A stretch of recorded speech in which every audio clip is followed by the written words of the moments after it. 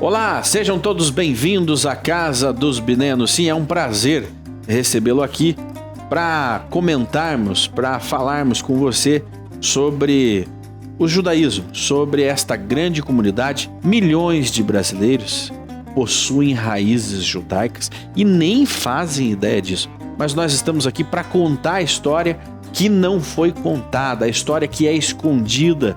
Muitas vezes você aí, na sua casa, você que está nos acompanhando, pode ter raízes judaicas e nem faz ideia, mas eu recebo aqui Shemuel Zakai. Seja bem-vindo, Shemuel. Vamos falar sobre Yom Kippur, o dia do perdão. Quer dizer, os judeus têm um dia de perdão. Olha só. Olá, Shimon. A você que está nos acompanhando, aos nossos convidados, é um prazer receber Rabino Moshe Omeskani, a esposa Carol Omeskani, para falar um pouco mais sobre esse importante feriado, o feriado mais sagrado para todos os judeus. E nós temos nas redes, na internet, a fala do Silvio Santos, que é um descendente sefaradita, né, Rabino? Que ele fala exatamente com muita emoção sobre o dia do perdão. Nós tivemos grandes empresários, Shimon, que fazem ações, né? O dono da Casas Bahia costumava emitir milhares de perdão de dívidas das pessoas que compravam em suas lojas. O apresentador Silvio Santos também tem atos generosos de tzedakah. E o Rabino vai falar da importância, por que o judeu é tão sensível a tzedakah, a fazer caridade, num período que também ele está buscando pela generosidade, ele está buscando pelo perdão divino. Nós vamos aprender tudo isso, as rezas, as orações, os livros, né, sobre o jejum de 25 horas e o que acontece em todas as sinagogas do mundo, tanto sefaradita como askenazi. O Rabino vai falar, vai dar uma pitada dessas informações para nós. Yom Kippur é uma data muito importante, é a data desse perdão. Esse perdão tem que ser de uma maneira coletiva. Eu não posso receber somente eu perdão, e o meu irmão, ou meu familiar, ou meu amigo, ou uma outra criatura divina ficar realmente no castigo. Então tem que ser espalhado para todo mundo. Esse pedido de perdão ele é coletivo. Por isso que a reunião se dá. Antigamente era no Beit HaMikdash, no templo de Jerusalém. Hoje em dia isso acontece nas sinagogas por todo o mundo. Tanto Ashkenazi, aquele judeu de origem europeia, Sefaradi, aquele judeu de origem tanto do norte da África como do Oriente Médio, envolvendo também a Espanha e Portugal. Todos eles estão imbuídos de fazer esse pedido de perdão ao Eterno, que é nessa data do dia 10 do primeiro mês do calendário hebraico. E essa data provém que quando a gente recebeu a Torá no Monte Sinai, a gente sai do Egito em Pessah, a gente chega depois de 3 meses no Monte Sinai, aí Deus fala os 10 mandamentos, depois Moisés sobe para permanecer nesse Monte Sinai por 40 dias e 40 noites. Quando ele volta, o povo está fazendo o pecado do bezerro de ouro. Aí ele quebra as tábuas da lei, aí ele pede perdão pelo povo. Aí quando Deus manda ele subir novamente ao Monte Sinai para receber pela segunda vez as tábuas da lei, a Torá por escrito, aí quando termina os 40 dias, quando ele retorna, é o dia 10 desse primeiro mês. Então aí, quando ele retorna, o povo, em vez de estar naquela idolatria do bezerro, estava pedindo perdão ao Eterno. Então aí foi fixado esse dia como um dia propício para a gente pedir perdão a Deus por todos os nossos pecados, as nossas transgressões, as nossas maledicências que a gente emite muitas vezes com vontade ou às vezes sem vontade e causa dano no nosso próximo. Então esse dia é um dia adequado a gente fazer um reajuste do nosso comportamento com o nosso semelhante e com o Eterno, nosso Deus. Rabino, então, dessa orientação, aquilo que eu cometi contra o meu próximo, peguei e não paguei, peguei e não devolvi, promovi uma vergonha pública, uma humilhação, aconteceu. Não adianta eu pedir perdão para Deus da ofensa que eu fiz contra ele, eu tenho que pedir perdão para ele, para a pessoa ofendida, Rabino. Exatamente, eu devo primeiro me conciliar com o meu semelhante, se eu humilhei, ou então se eu contraí uma dívida e não paguei, tentar apaziguar essa minha relação com ele, para poder aí sim eu adquirir o perdão do Eterno. Existem obrigações de cada um com o próprio Deus, ele pede perdão, mas existe obrigação de cada um com o seu próximo. E aí o próximo ele tem que chegar, ter a humildade de reconhecer o seu erro e pedir perdão para o seu próximo. Se ele não perdoar, já não é mais culpa tua. Mas você reconhece que você foi agressivo, que você saiu um pouco da linha. Né? Caluniou, se for o caso, uma calúnia. Então esse é o princípio e a parte principal do perdão que a gente deve alcançar nesse dia. Ou seja, está previsto dentro do comportamento humano os desentendimentos. Tá previsto. Entre familiares, marido e mulher, entre as pessoas da comunidade, né? E há um período que é interessante, de repente, para você que nos acompanha pela primeira vez, né? Vendo uma cultura diferente, uma prática religiosa diferente, é que há um dia específico para isso, né? Onde, vamos colocar assim, a conta ela zera, a nossa conta zera, Rabino. Exatamente, a nossa conta zera nesse período, conforme for meu pedido sincero de perdão, meu reconhecimento pelos meus erros, ela zera. Por isso que o Talmud escreve que no calendário hebraico tinha 2 datas de suma importância. Uma é o Yom Kippur, dia do perdão. A outra é uma data que não é muito falada no calendário hebraico, chamada Tu Be'av. Tu é a letra Tet, vale 9, e o Vav, vale 6. 9 e 6, 15. O dia 15 do mês de Av. E esse mês, essa data, eu estou dizendo, era a data de reunião para casamentos. Uhum. Aí eu estava mas por quê? O que tem a ver com a questão do Yom Kippur com Tu Be'av, para casamentos? E quando a pessoa se casa, zera também os seus... Começa tudo de novo. Os pecados são perdoados. Ele vai construir uma vida nova dele com a sua esposa, a esposa com o seu marido, igual como é Yom Kippur também. Olha só que É um recomeço. É um interessante. recomeço. Agora, não é só um dia de pedir perdão, é um dia de penitência também, né? Nas experiências sinagogais, há um jejum de 25 horas e é um jejum completo, né?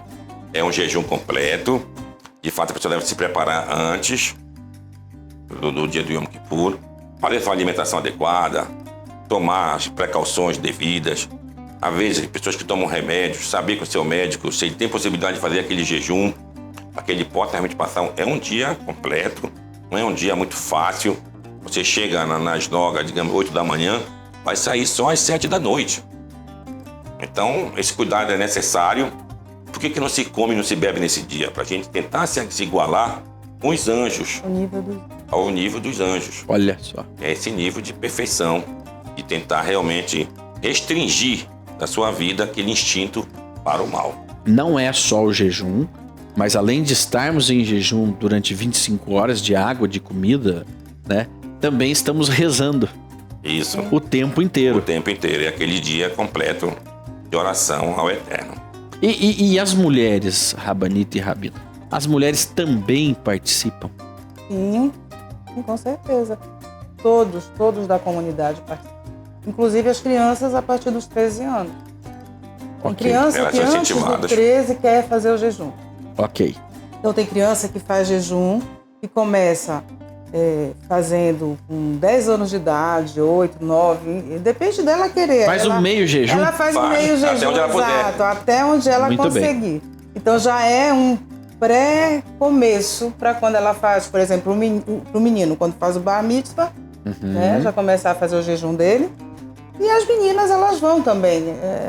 É um dia muito importante, é um dia que a gente sente a presença divina muito forte por conta da situação que você está de jejum e por conta das rezas que te elevam, você sente.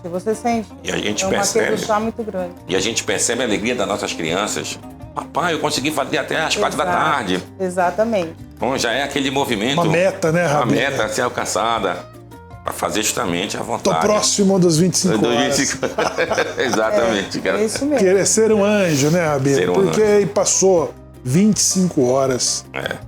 o corpo já passou por uma transformação, náuseas, enjoo, tem muita coisa que dor de acontece. cabeça. Verdade, né? exatamente. Alguém pode se perguntar assim, né, que está nos acompanhando, poxa, mas ele passou o ano inteiro sendo um atentado, né, um saci, né, numa linguagem comum, um satanás. Ele perturbou todo mundo. E aí, nesse dia, Rabino, ele é perdoado. Na verdade, ele só vai ser perdoado se ele de fato pediu perdão com sinceridade. Então é muito individual. A oportunidade é dada, é aquele dia, ele deve se fazer um reajuste pessoal, mas se ele não for sincero, logicamente que ele não vai alcançar o perdão do Eterno. Mas é algo também que só está intrínseco àquele indivíduo, né? Os demais não têm eu acho que o direito de falar, não, fazer esse julgamento, essa brincadeira, pô, mas ele aprontou o ano todo e agora vem pedir perdão? Que cara de pau!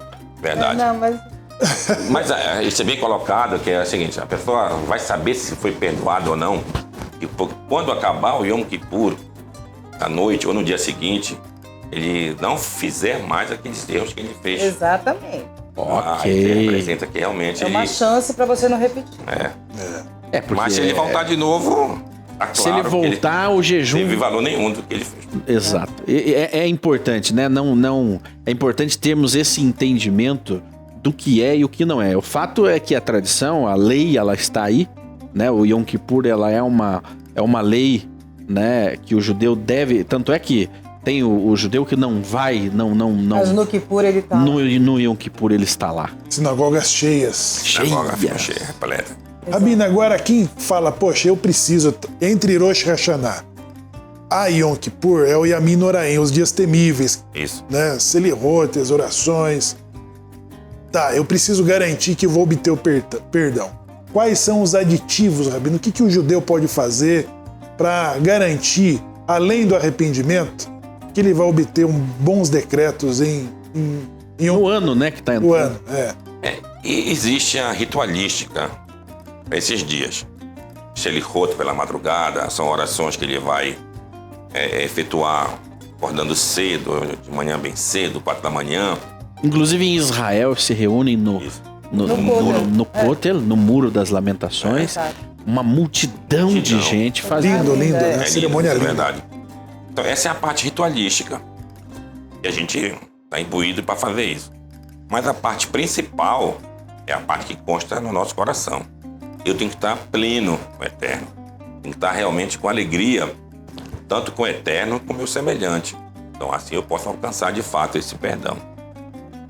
Rabino, então, o fato do Samuel Klein, que foi de bendita memória, que perdoava a dívida dos seus clientes, né?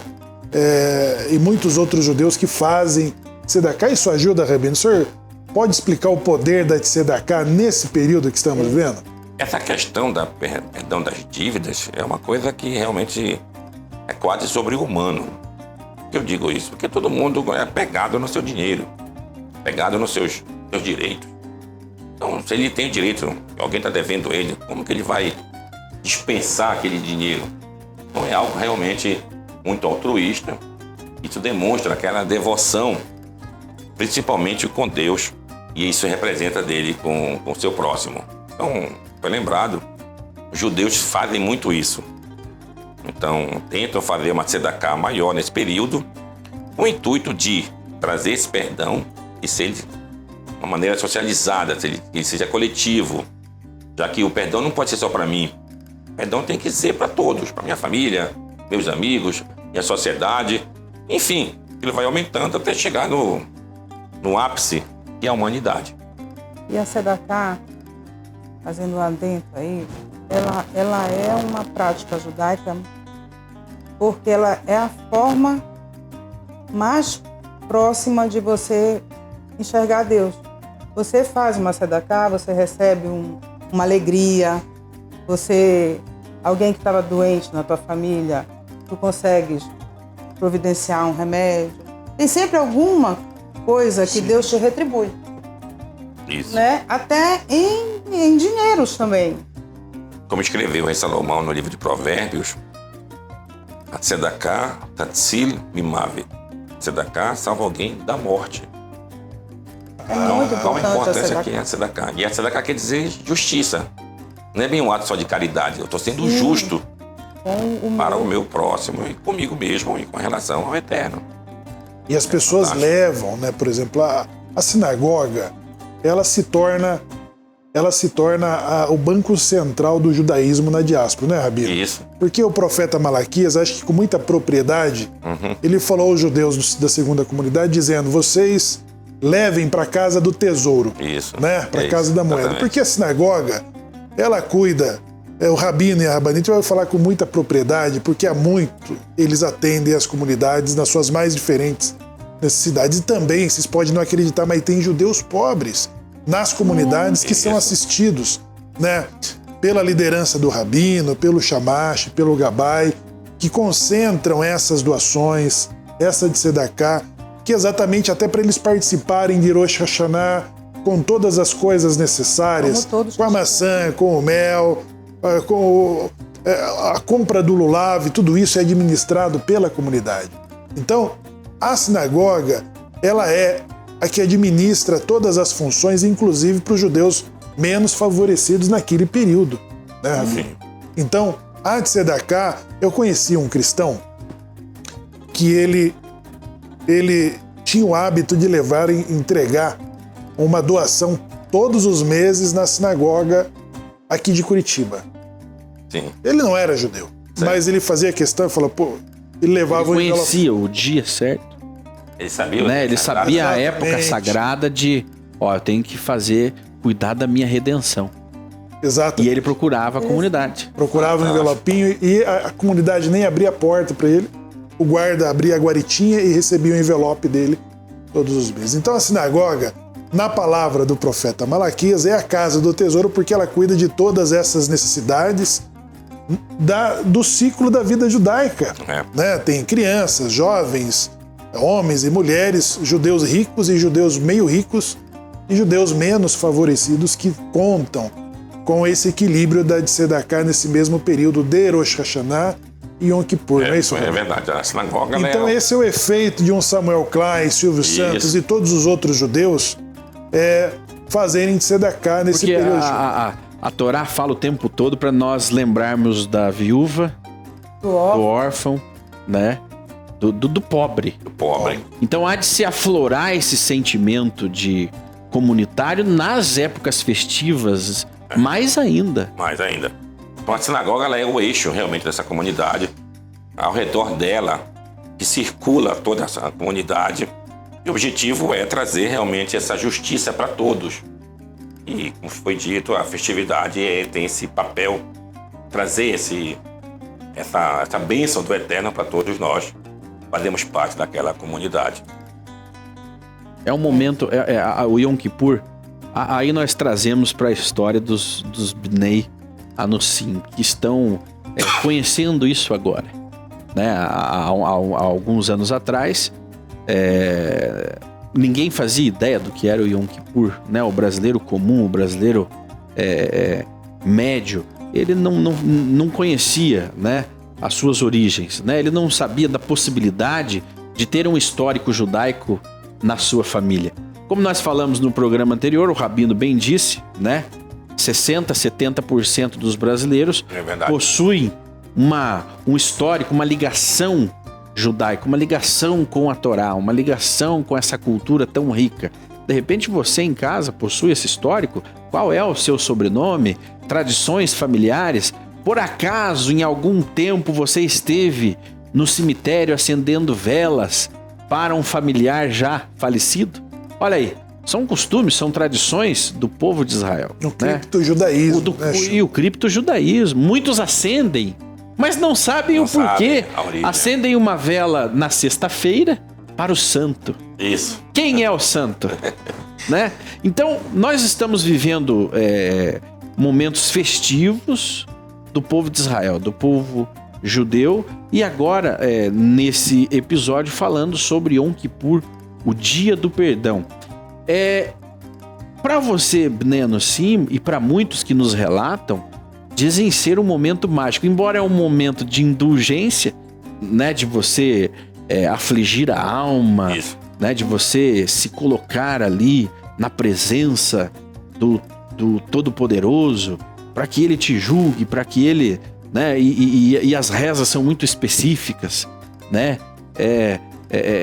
Me perdoe pela má língua, né? Pelos maus olhos, né? Pela Olhar intrometido. olhar intrometido, Pelo que eu falei. olhar pela bisbilhotice, né? São coisas ali os organizadores das rezas se preocuparam com os mínimos detalhes para que você não esqueça nada, né? E então muitas pessoas nos relatam que saem com a alma leve, Verdade. né? É um momento muito especial, é um momento diferente. Shimon, tu mencionaste sobre os que fizeram as orações, se preocuparam com as pessoas que estão dentro da sinagoga pedindo o seu perdão. Eu traduzi, né, um livro específico para isso. E eu comentei com a Carol, inclusive, quando fez a tradução, que lá dizia que Deus recebesse as orações do gordo e do magro. É verdade. Não tem uma necessidade. Sim, eu fico... Porque eles pensam em todos. Eles pensaram em todos os tipos de pecadinhos, de pecadões que nós podemos cometer, né, no nosso dia a dia. Enfim, tá tudo ali composto, né, no Marzor. Né? Na cultura sefardi é o Marzor também que usa para fazer são dois momentos, Rosh Hashanah e Yom Kippur, né, que utiliza, é uma literatura específica para esses dias. São dias de julgamento, são dias de pedir esse perdão, toda uma linguagem voltada para esse tema. Rabino, curiosamente, lógico, mas o senhor desenvolveu um Sidur que está circulando no Brasil atualmente. Isso. Né, e está se tornando popular. Na verdade, a gente fez Sidurim por dia de semana comum. Esse Sidur ele tem em hebraico. Do outro lado vem transliterado, que é a pronúncia escrita em português está no hebraico. E a tradução ali. Você acompanha isso, aí se padroniza o livro na sinagoga. Pode avisar a página para todos acompanharem. Tem no dia de semana. Chama-se Ner Tamid, quer dizer, a luz perpétua. Aí tem o livro específico para Shabbat. Ner Shabbat, é a luz do sábado. Tem Ner Rosh Hashanah, para Rosh Hashanah. Ner Yom Kippur, Ner Pesach e o Ner Sukkot. Olha só que beleza. Tem um Sidur para cada momento específico. E uma coisa diferente, de repente, do que o protestantismo, o cristianismo, é que dentro do judaísmo existe especificamente, né, a reza para aquele dia, para aquele horário. Né? De manhã você reza uma coisa, à noite outra, na madrugada outra. Algumas coisas que são feitas de manhã não podem ser feitas à noite. Então, além de toda essa questão espiritual, né, de tratar a alma, também existem tarefas ali do dia a dia, físicas, né, mais racionais, né, onde você a prática, né? A prática leva ao aperfeiçoamento espiritual, e tudo isso nesse período que nós estamos vivendo, tudo isso fica mais aflorado no judeu. Isso é uma parte importante, até porque eu devo sair da oração pronto para o meu dia a dia e para os embates que são naturais, que vão acontecer. Mas eu não posso perder nunca a minha capacidade pessoal de manter meu equilíbrio perante hostilidades, perante a diversidade mais diferente, e ter sempre um conceito comigo. Tenho que ter o eterno sempre comigo. Da importância da mezuzá, aquele pergaminho que fica afixado nos umbrais das nossas portas, ele indica: eu saio, mas o eterno está me acompanhando. Essa aqui é então a nossa função principal. Agora, Shemuel, permita-me, todos podem fazer o jejum de Yom Kippur? Quando eu falo todos, todas as pessoas, judeus, cristãos, como que funciona isso, Rabino? O judaísmo, ele segue uma ideia universalista, do ponto de vista que a crença no eterno ela tem que ser estendida a todos. E essas mitzvot, que são esses mandamentos que constam do seu livro sagrado, então ele pertence a toda a humanidade. Então todo aquele que o seu coração quer fazer isso, ele deve cumprir, deve jejuar. Se alguém dizer, Rabino, eu quero jejuar, por favor, faça o seu jejum, faça o seu perdão, faça a sua reflexão pessoal, para que você possa de fato melhorar. Isso é extensivo a todo e qualquer humano que está aqui no nosso planeta. Olha aí, porque muitas pessoas se identificam com esse dia. Muitos, inclusive, que não têm ali uma religião definida. Ele acredita em Deus, ele está de alguma forma conectado com o sagrado, mas de repente seja o seu caso, de você que está nos acompanhando, e ele, poxa, eu quero me conectar com o Deus de Israel. De alguma forma, eu quero estar ligado a ele. E o Yom Kippur é um momento que as pessoas aproveitam para exercer essa conexão que é diferenciada. Ela é elevada. É um momento sublime, é um momento importante demais. A questão do jejum traz uma elevação por si só. Então esse é o momento mais adequado que a gente pode fazer uma aproximação, cada um no seu nível, cada um nas suas necessidades, cada um nas suas deprecações perante o Eterno. Então esse é o momento mais adequado do Yom Kippur. Rabino, na sua visão, na interpretação que o senhor tem, que é brilhante de Torá, o que acontecia na vida nacional no deserto que dependia desse perdão na vida dos hebreus que saem do Egito? Qual situação que o coletivo, os 3 milhões de hebreus que estavam no deserto, precisava reverter, e de que forma que Moshe Rabbeinu, Moisés, ele conseguiu reverter isso? E o que indicou o nosso Yom Kippur de 3.300 anos atrás? Rabino, o senhor pode nos ensinar? Claro. Nós saímos do Egito e nós éramos escravos lá no Egito. Como escravo é uma vida muito difícil. Você não tem domínio sobre a sua própria vida. A tua crença praticamente não tem identidade. Então, trazer um escravo para ele virar uma pessoa digna e a partir daí ele ter um novo tipo de vida, uma nova crença, como a Torá escreve, você deixa de ser escravo do homem no Egito para ser servo do Eterno. Então, na passagem pelo deserto, foi a mudança do povo. Então, toda aquela dificuldade relatada no texto, a visão de Moshe, tomar o controle, a posição de Aharon e outros desses líderes, era para fazer essa mudança. Então, levamos 40 anos a sair do Egito para a terra de Israel, levava no máximo 1 ano, ou alguns meses.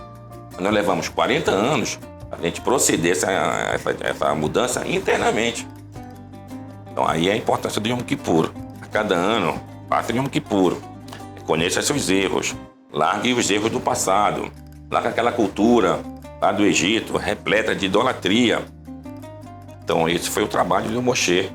Quando chegar próximo à entrada da terra de Israel, já fosse um povo pronto para entrar naquela terra lá e continuar justamente com essa missão máxima do povo de Israel para o mundo, que é trazer realmente serviço ao Eterno. Essa compaixão para com aquele que está se aproximando, como diz o texto, amarás o estrangeiro que for estrangeiro na terra do Egito. Muito. Então Moshe teve essa capacidade de inculcar nas nossas mentes esse devido sentimento de paz e de saber, ele é semelhante a mim. Então assim, a necessidade que eu tenho, ele também tem. Eu devo ter realmente uma relação de amor para com ele, que ele possa despertar também e fazer o serviço a Deus. Muito bem. Então, agradecemos a sua presença, você que esteve conosco, e esteja conosco aqui nesse canal, na próxima semana, acompanhando muito mais sobre o calendário hebraico, o calendário judaico das festividades, das celebrações, das festas bíblicas. Estas festas que você muitas vezes leu aí na Bíblia e não entendeu. Então nós estamos aqui para trazer a você como que o povo bíblico faz nestes momentos festivos e sagrados. Um abraço a você, inscreva-se nesse canal, ative as notificações, seja um mantenedor, de todo esse projeto. Deixe o seu like. Nós voltamos na semana que vem. Até a próxima. Shalom!